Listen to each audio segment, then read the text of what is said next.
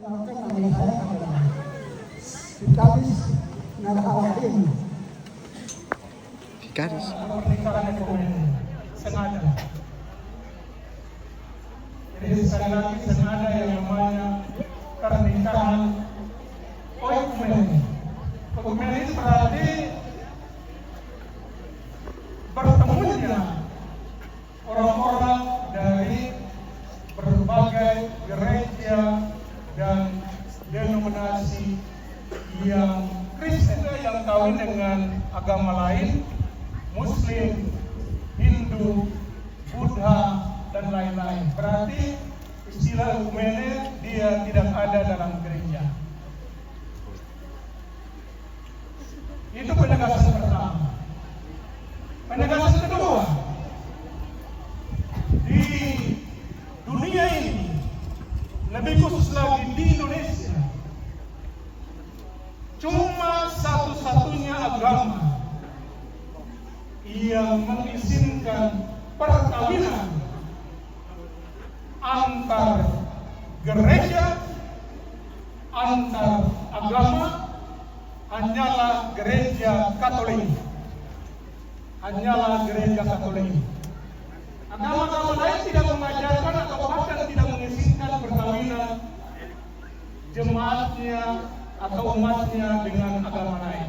Hanya gereja Katolik. Pertanyaannya, mengapa gereja Katolik mengizinkan? Karena, perhatikan baik, karena gereja Katolik menghormati orang lain punya agama. Gereja Katolik menghormati orang lain punya agama. Gereja tidak memaksa seorang pun menjadi Katolik. Dari dulu sampai saat ini, bahkan sampai selamanya, gereja Katolik pernah memaksakan satu orang pun untuk menjadi penganut agama Katolik.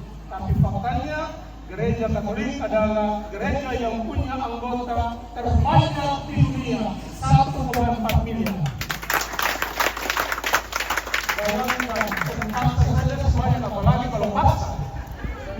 Tapi kata orang saya ada di sini. Mau masuk Katolik pun tidak gampang. Hari ini kau datang melapor, esok baptis, tak ada itu di kamus gereja Katolik. Ikut kata kemenat sampai bertahun-tahun, ikut ujian, baru kalau lulus baru bisa masuk. Jadi semudah, walaupun semudah, tetapi orang tetap suka untuk menjadi Katolik. Mengapa handphone Samsung, iPhone itu mudah ditiru? Mengapa? Siapa bisa memberikan jawaban? Mengapa? Mengapa orang suka sekali meniru handphone Samsung misalnya? Mengapa?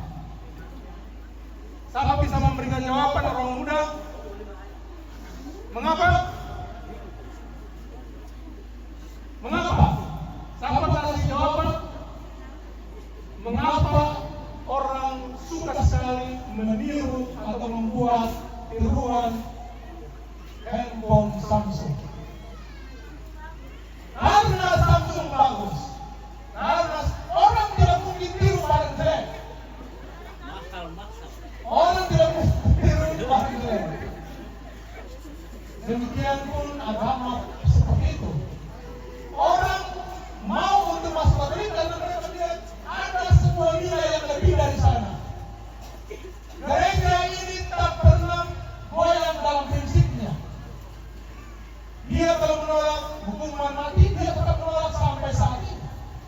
Dia menolak aborsi, tetap dia menolak sampai saat ini. Dia sempurna.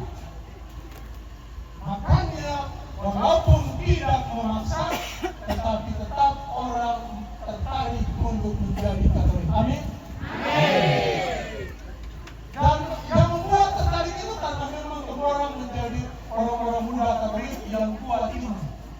Kalau kau mau iman beriman, yang satu datang tanya ya kau bilang di sana, yang satu datang tak kau tidak. Orang-orang Katolik dan anak Katolik saya percaya mereka tetap menjadi seorang anak Katolik sampai selamanya. Lahir Katolik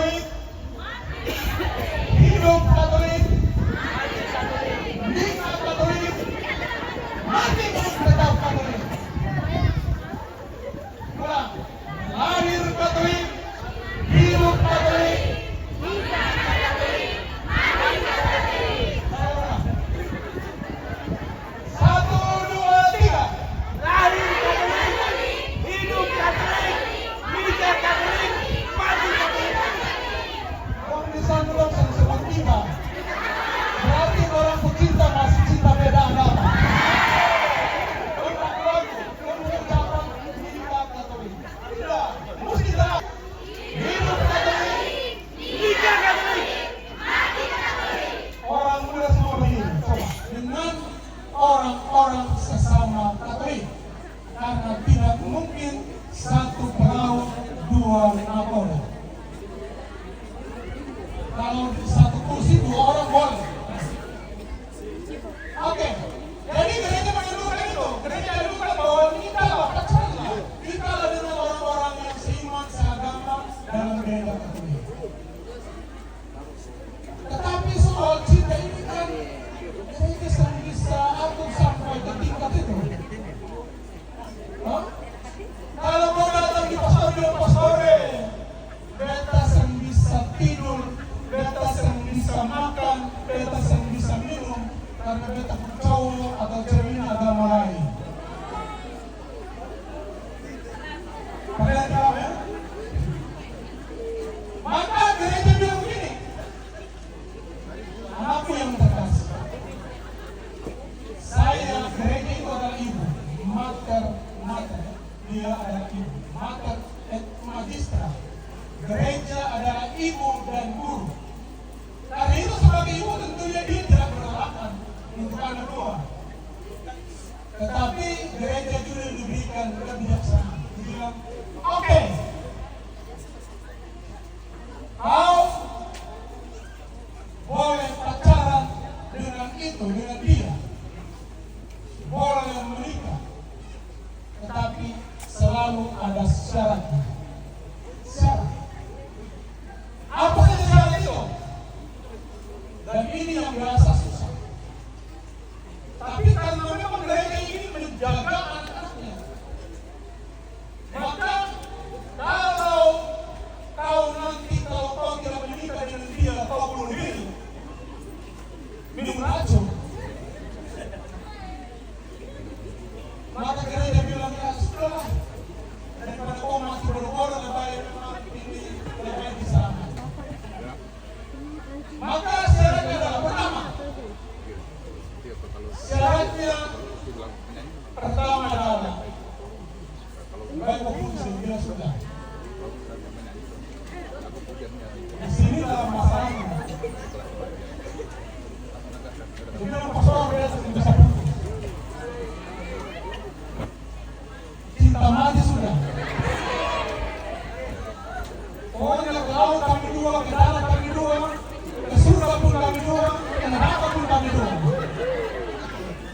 Maka kita bilang begini, oke, boleh, tapi syaratnya pertama adalah tentunya ikut pembinaan. Sebelum ikut pembinaan, dia punya syarat yang paling utama adalah ingat baik-baik, orang dua boleh nikah, tetapi semua anak senada bagi-bagi. Semua anak yang dilahirkan dalam pernikahan itu dibaptis secara Katolik. Bisa kan? Kalau bisa agak putus. Ada banyak juga yang terjadi. Walaupun anak-anak dibaptis secara Katolik, tetapi laki-laki dia pemalas di gereja, anak-anak semua balik konservatif. Saya pusing dengan orang pastor-pastor sendiri.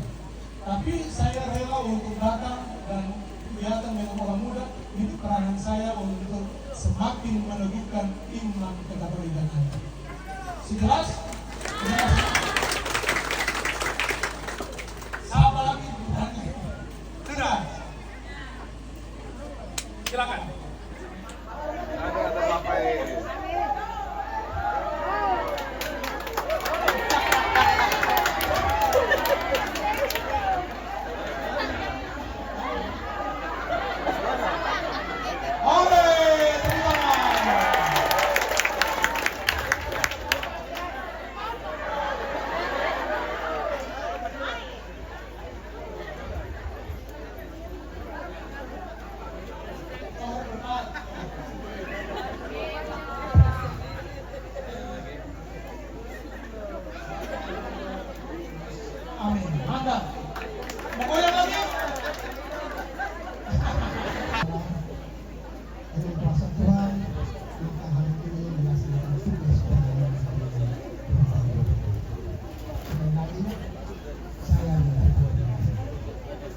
kemudian saya sebagai pemimpin yang bersedia sudah tidak sampai. Saya ingin menjelaskan kami kalau itu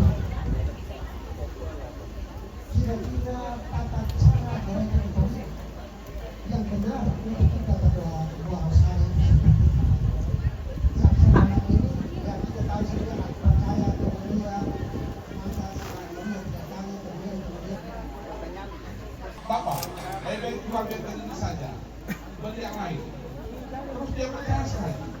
Lalu dia keluar bengkel. 1 minggu kemudian dia punya uang, ada dia mulai beli tanah dan buat bengkel yang lebih besar. Karyawannya 20. Dulu Rosario, pagi berdoa Rosario, siang jam 12 saya berdoa Rosario, sore saya berdoa Rosario, malam saya berdoa Rosario. Jadi dia berdoa Rosario 4 kali. Berdoa Rosario 4 kali. Apa saya dong? Berarti kamu kan Paulus berdoa dia olahraga sore-sore. Saya olahraga sore-sore. Saya berjalan saja. Jangan saja saya berdoa Rosario sampai setengah jam. Saya pulang dan setengah jam, saya pulang saya berdoa terakhir.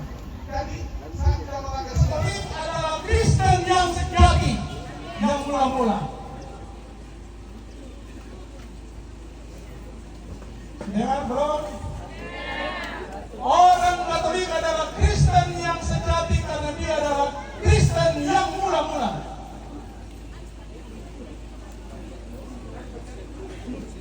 Jadi mulai sekarang seharusnya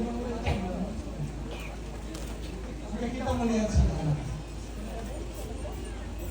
Sekarang pertanyaan supaya saya jelaskan sekarang. Siapa pendiri gereja Katolik?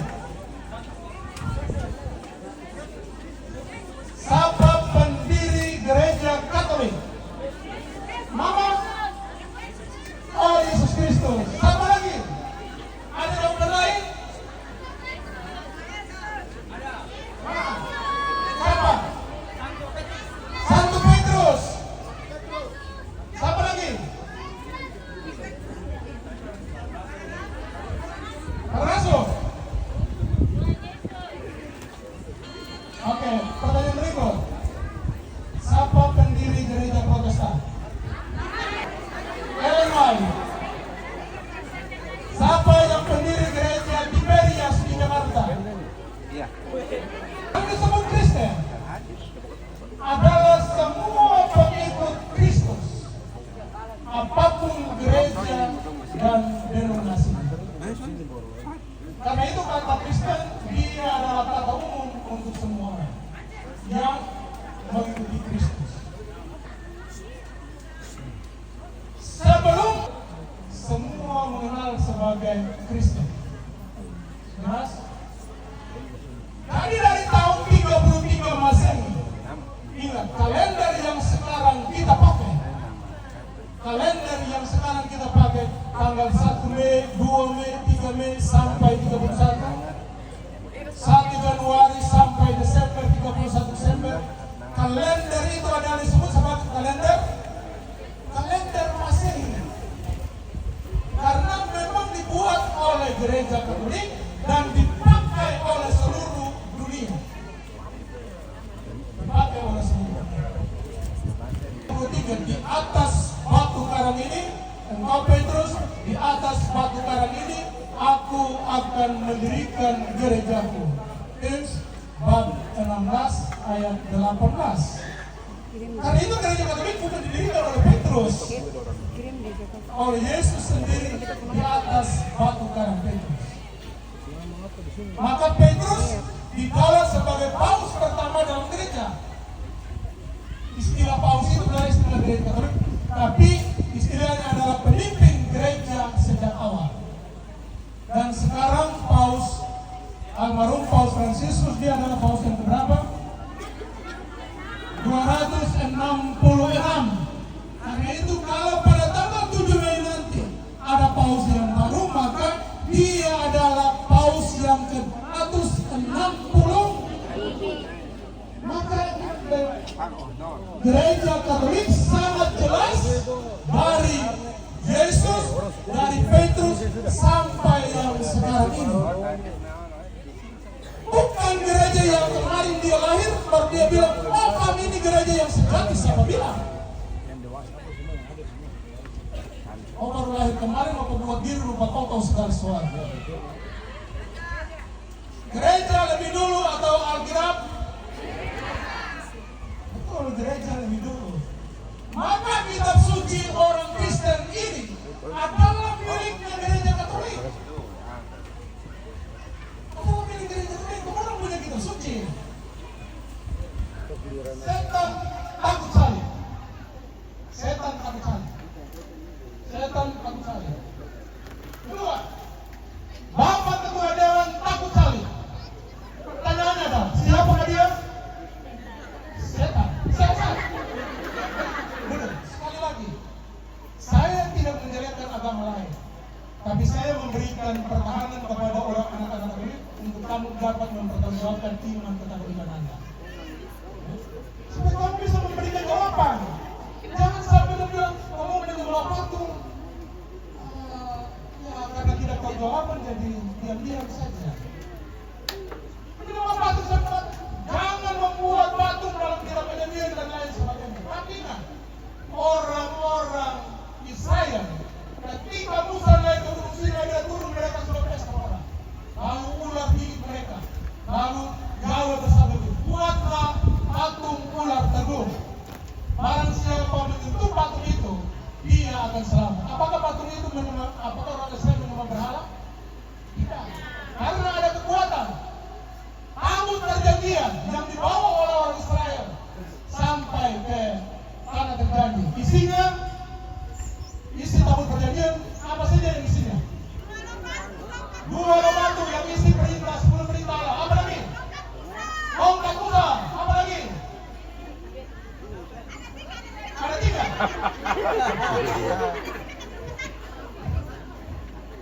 Orang ini kalau CPR dia pasti selalu hadiah. Boleh, mana? Boleh. Oke. Barang itu diisi di dalam peti emas. Lalu orang Israel menantunya setiap kali mereka berjalan tangguh. Setelah mereka beristirahat, mereka membangun kemah yang disebut kemah suci di tengah-tengah. Lalu mereka memasukkan tabut perjanjian. Sementara orang Israel semua berkemah sekeliling tabut perjanjian. Sekarang pertanyaannya, apakah orang Israel menyembah berhala? Karena di dalam peti emas itu ada tongkat Musa, ada 2 batu dan ada bulu-bulu. Apakah mereka menyembah berhala? Tidak. Karena Allah hadir di sana.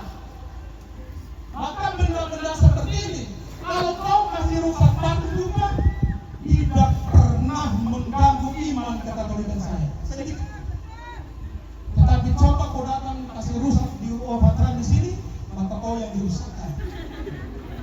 Jadi orang punya iman, orang punya simbol penglihatan agama.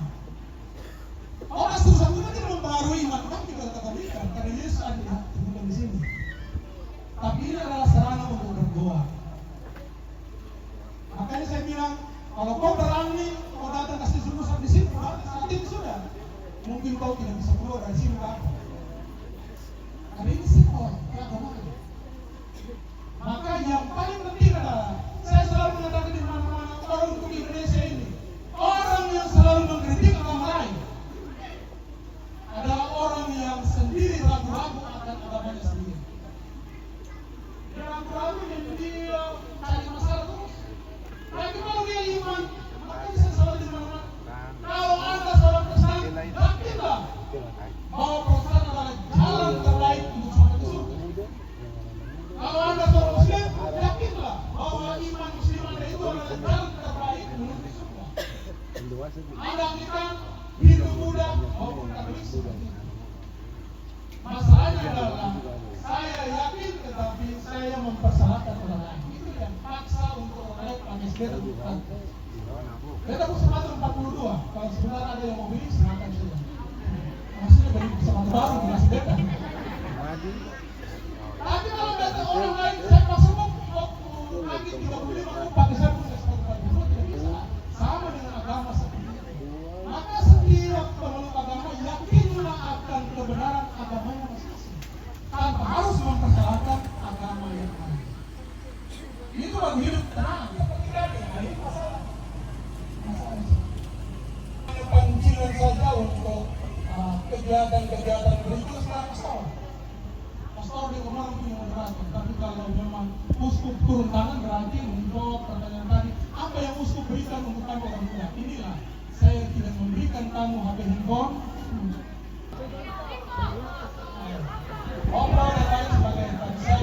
memberikan bekal kepada jiwa Anda yang tidak akan punah sampai selamanya. Amin. Sekian dan terima kasih. Saya kembalikan ke Ustaz.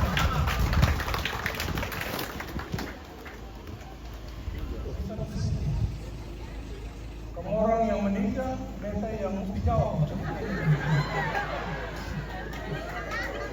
Berat. Pertanyaan ini berat. Tapi itu yang biasa, kamu orang nikah baik-baik, tapi setelah itu kamu buat kasus, datang nanti ketemu saudara saya setengah mati lagi. Padahal kamu merasa saya napi itu di situ.